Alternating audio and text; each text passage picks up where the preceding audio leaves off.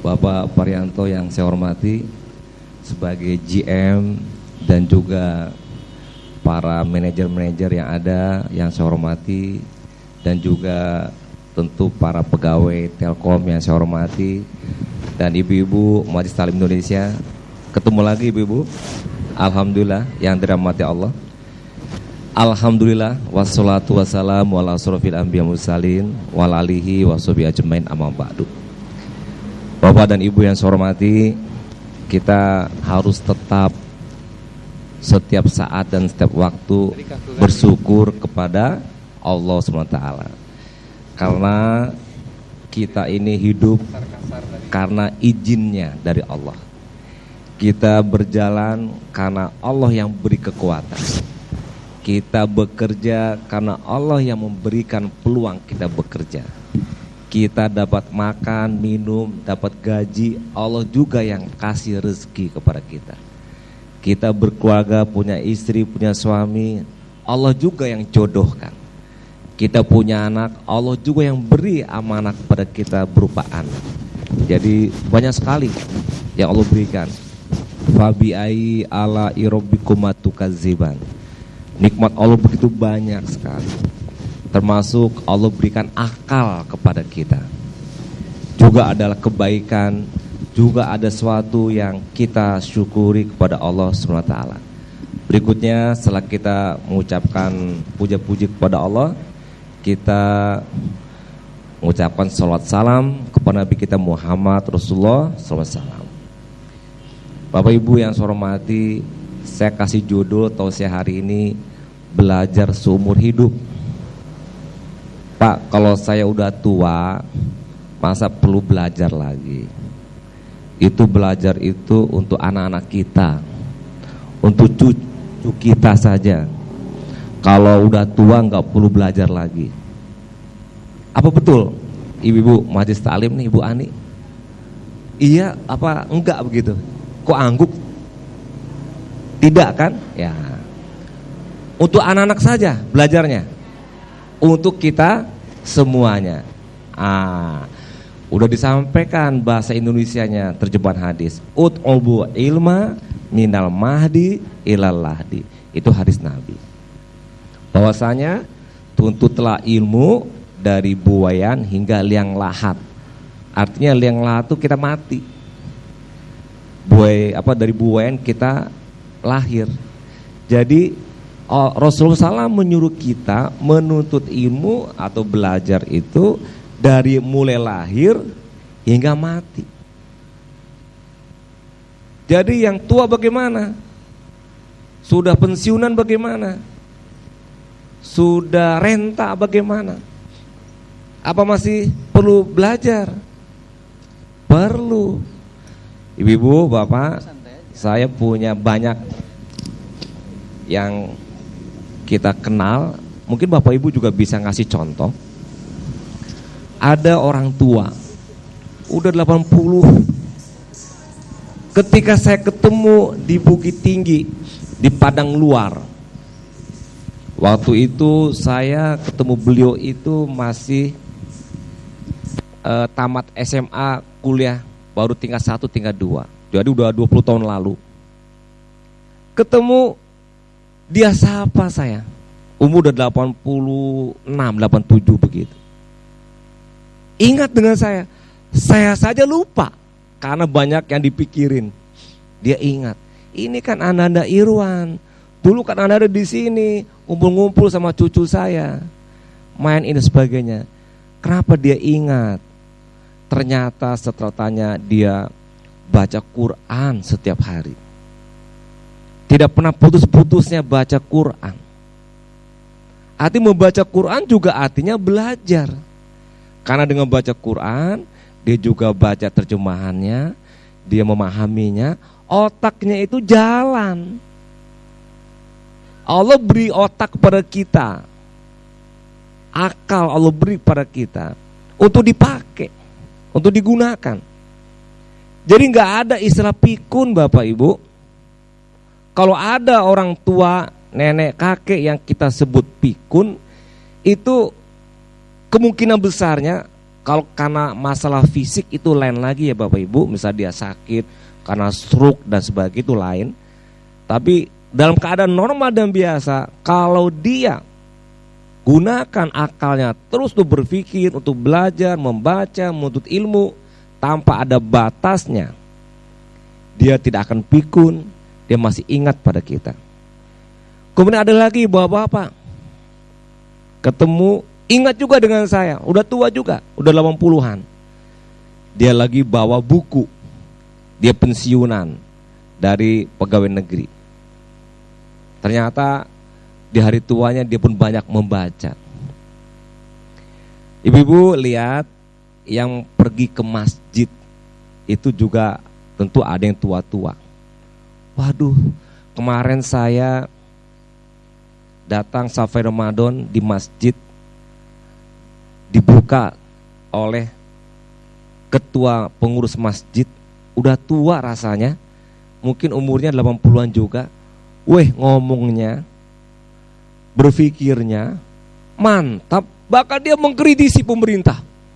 Pak Gubernur, itu saya kasih masukan, kegiatan pesantren Ramadan itu menurut hemat saya perlu dievaluasi, begini, begitu, begini, begitu. Saya catat itu. Padahal orang seumur dia ada di tempat yang lain, terbaring di rumah, ngomong aja, mohon maaf, wow begitu, nggak bisa bicara, yang datang nggak tahu, nggak dikenal. Tadi saya sebut ya Bapak Ibu, kecuali yang sebabnya karena fisik ya, karena stroke, karena sakit jantung dan sebagainya, itu kita maklumi dia sakit. Kita pun nggak perlu tua, kalau sudah sakit pun juga tidak bisa normal, tidak bisa juga bicara dengan orang. Ini kita membicarakan yang dalam keadaan normal begitu. Jadi berpikir berakal. Kemudian orang tua, saya juga melihat di masjid begitu ibu-ibu, bapak-bapak, atif-atif, ceria-ceria. Ini ibu-ibu, kalau yang bapak-bapak yang pegawai ini, insya Allah umurnya rata-rata di bawah 56 tahun. Betul Pak JM? Di bawah 56 ya? Karena kalau udah 56 pensiun semua kan? Nah, makanya aman saya bilang di bawah 56. Tapi di sebelah kiri saya rata-rata di atas 56 tahun. Betul Ibu? 65, 76, 73. Coba lihat Bapak Ibu, cerianya bukan main ibu-ibu kita. Alhamdulillah. Karena ibu-ibu ini belajar terus, majelis taklim terus. Tapi jangan lupa suami di rumah Bu. Majelis taklim boleh, ya. Kalau nggak ada ya nggak apa-apa. Yang masih ada, karena udah tua itu ibu-ibu, suami istri itu juga masih Allah berikan dengan mawaddah warohmah, ada cinta kasih dan kasih sayang. Bukan karena fisik. Kalau fisik udah nggak lagi, udah lain wajahnya. Ya kan, tampilannya pun beda dengan 60 tahun lalu ketika menikah. Terima apa adanya. Tapi udah tua berarti mawaddah warohmahnya, cinta kasih dan kasih sayang tumbuh terus. Bukan karena fisik lagi, karena komunikasi hubungan kita. Nah ini contoh Bapak Ibu. Tapi mohon maaf, tanya ke ibu-ibu ini, pasti ada juga teman-teman ibu-ibu yang seusia di rumah begini-begini ya Bu ya. Ada, karena dia tidak belajar. Padahal dia datang ke masjid sudah bisa dapat ilmu. Bahkan hadis Nabi menyebutkan tolibul ilmi faridatun ala kulli muslimin wal muslimat. Kata Rasulullah SAW, menuntut ilmu itu wajib bagi muslimin wanita dan laki-laki. Jadi wajib jatuhnya. Karena Allah berikan akal kepada kita, kita tidak boleh anggurkan. Ini kadang-kadang penyakitnya orang pensiunan. Ketika dia pensiun, besok langsung down, udah langsung kayak loyo, udah langsung wajahnya kayak tua. Padahal bulan lalu, minggu lalu masih segar gagah pakai dasi dan sebagainya. Kenapa begitu? Jawabannya dia tidak belajar. Coba dia baca buku, dia pergi ke masjid menuntut ilmu. Apakah boleh dia sekolah mengambil S2, S3? Boleh saja. Saya punya teman dulu waktu kuliah di luar, udah usia 60 masih sama-sama satu meja sama saya. Dia tetap mengisi waktunya, dan itu tuntutan agama. Jadi apalagi yang muda-muda seperti sekarang, Bapak, jangan kemudian terhambat kalau mau masuk belajar formal seperti dari S1 ke S3. Silakan. Tidak apa-apa. Ya jangan sampai kemudian terganggu, saya sibuk. Itu berarti tergantung masing-masing. Apalagi ada yang menyebut, saya udah tua, nggak perlu lagi belajar. Tidak juga bisa. Nah Bapak Ibu, jadi Islam menyuruh kita menuntut ilmu sampai meninggal, sampai tua. Wajib bagi kita menuntut ilmu dan belajar. Dimanapun, kepada siapapun, kapanpun, kita harus belajar. Sehingga Allah SWT dalam Al-Quran banyak meminta kita menggunakan akal dengan ungkapan afala taqilun, afala yatafakkarun, ulul albab, ulul ilmi, wa fi anfusikum afala tubsirun, alam taro, apa kau enggak lihat? Iqra, bacalah, perhatikanlah, gunakanlah akal, gunakan pikiran. Itu semuanya ayat-ayat Allah yang menyuruh kita untuk berpikir. Berakal. Belajar. Jadi jangan belajar itu untuk anak saja, untuk cucu kita saja. Tidak, kita pun belajar. Pak Irwan itu udah gubernur, mohon maaf, profesor lagi, nggak perlu belajar. Enggak, Bapak Ibu, semakin profesor semakin merasa kurang, mau belajar terus. Insya Allah Sabtu besok nih saya pergi ngajar, dan saya mesti baca buku. Jadi nggak ada batasnya. Udah tua nggak perlu belajar, udah profesor nggak perlu belajar, udah jadi GM nggak perlu belajar. Saya rasa Pak GM ini tiap hari pasti baca. Tadi aja menyebut Pak Gubernur, kita akan punya target sumber cyber. Itu mesti belajar. Gak mungkin tanpa buka buku dan sebagainya. Para karyawan untuk meningkatkan kualitas kerjanya, meningkatkan profesionalismenya harus belajar. Jadi Bapak Ibu jangan udah masuk kerja alhamdulillah, belajar berhenti, sekarang bagiannya kerja. Ada tuh yang saya dengar begitu, kok nggak baca buku lagi? Awal kerajo, tamu udah selesai, kuliah udah selesai, ngapain lagi? Udah kerja sekarang. Jadi kerja pun sehari-hari harus belajar. Kita tidak mungkin terus mengerjakan sesuatu dengan sempurna. Pasti ada kekurangan yang kita lengkapi dengan belajar. Kita tidak mungkin terus bekerja dengan itu saja. Pasti ada perkembangan, perubahan teknologi, ilmu zaman dan sebagainya, situasi kondisi yang itu juga perlu dipelajari.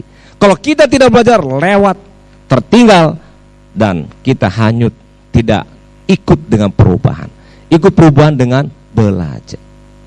Oleh karena itu Allah menyebutkan dalam Al-Quran surat 58 ayat 11, yarfa'illahu alladzina amanu minkum waladzina utul ilma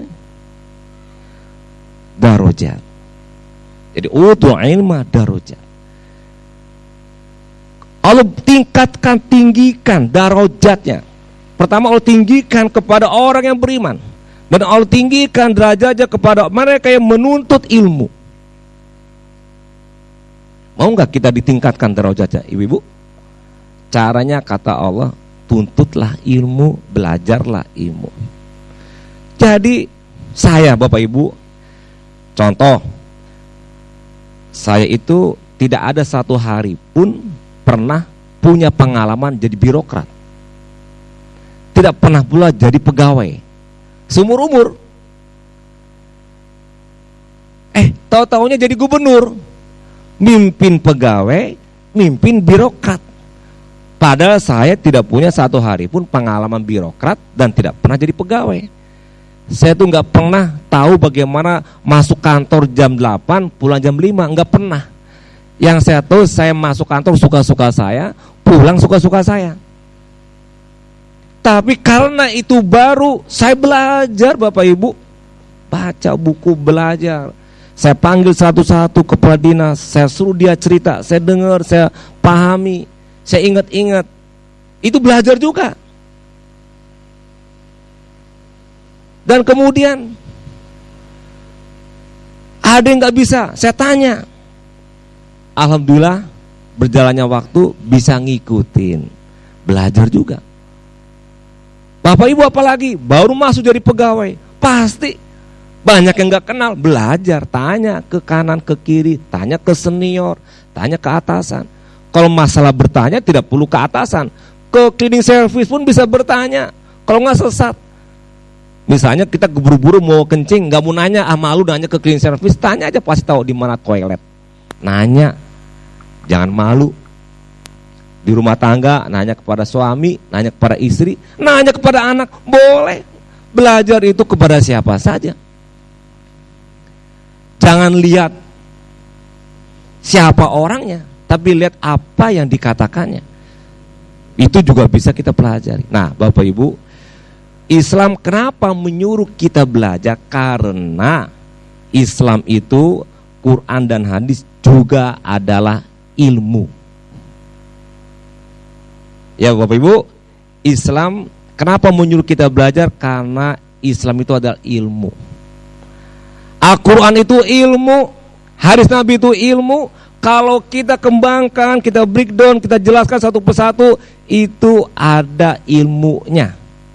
Kalau kita tidak ngerti, tidak paham dengan akal kita, bukan itu tidak berilmu, tidak ada ilmu atau tidak masuk dalam logika atau rasional, kita yang belum nyambung, tapi tetap Quran itu ilmu. Apa saja? Kenapa kita disuruh babi nggak boleh makan? Karena itu haram. Karena ada ilmunya di situ. Ada bakterinya, ada habitat untuk hidup penyakit-penyakit yang kalau kita makan bisa kena penyakit. Bagaimana perilaku babi dalam kesehariannya? Kenapa kita tidak boleh makan binatang buas? Karena dengan binatang buas kita akan berbahaya. Kenapa kita tidak boleh makan binatang liar dan sebagainya? Itu ada. Kenapa makan minum tidak boleh berlebihan? Kulu wasrobu wala tusrifu. Kenapa kita harus sholat? Kenapa wanita menutup aurat? Ada ilmunya, dampak sosialnya. Kenapa kita mesti berzakat? Dampak ekonominya dalam konteks kenegaraan.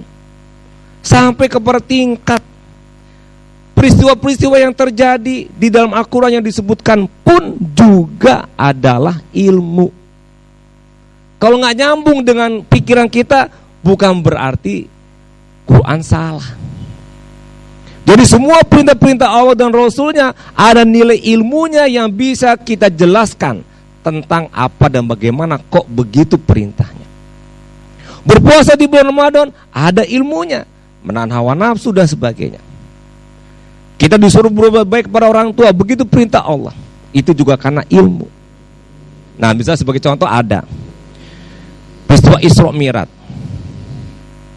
Subhanalladzi asra bi abdihi lailam minal masjidil haram ilal masjidil aqsa.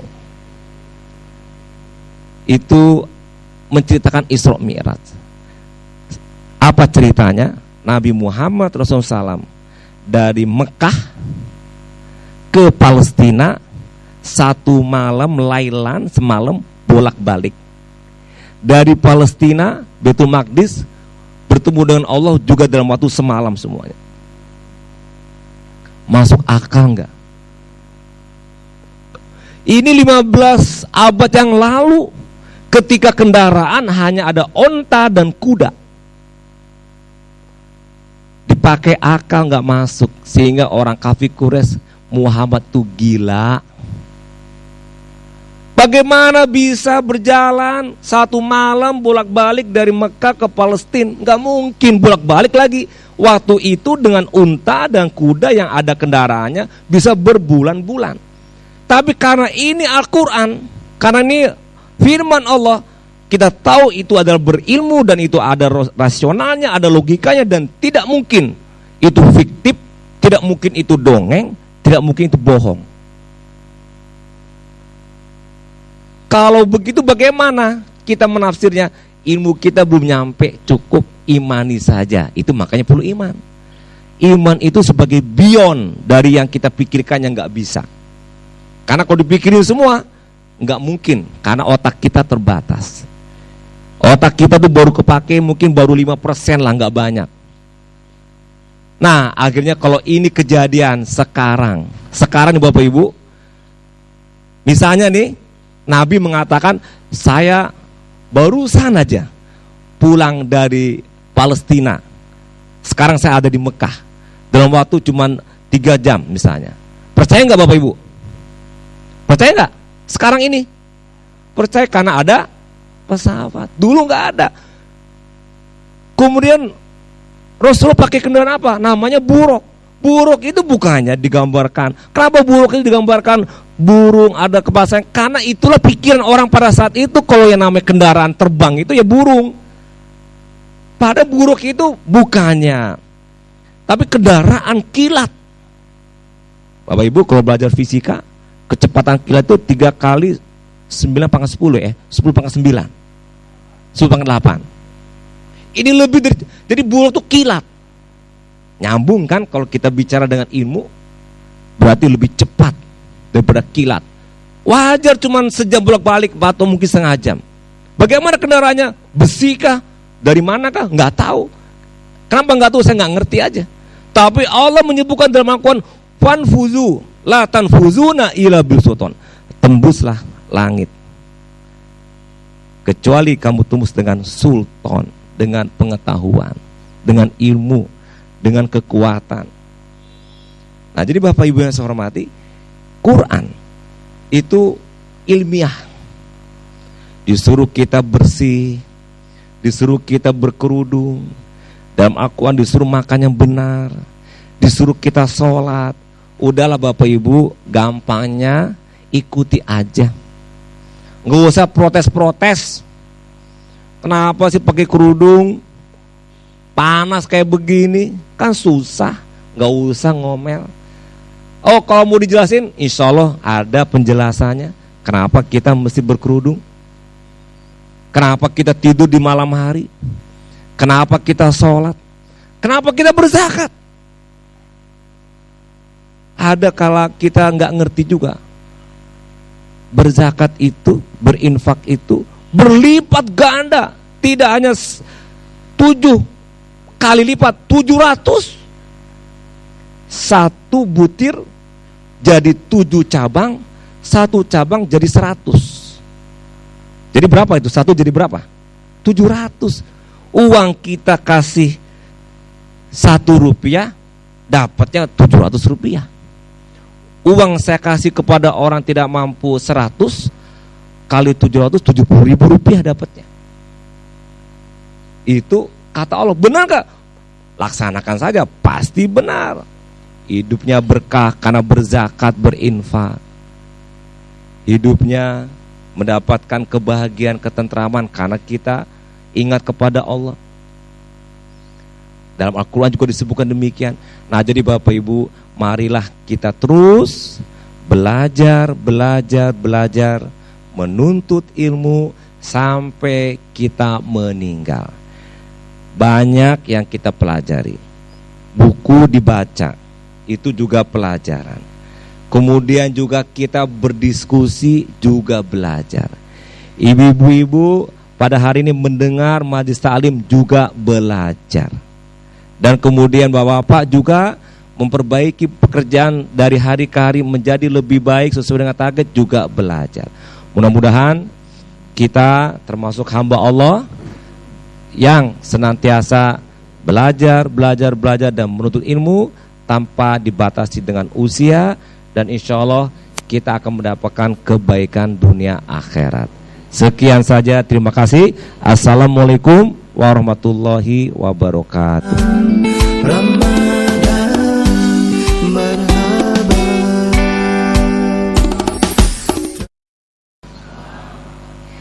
Nah pemirsa, itu tadi dia tausiah dari Bapak Gubernur kita yang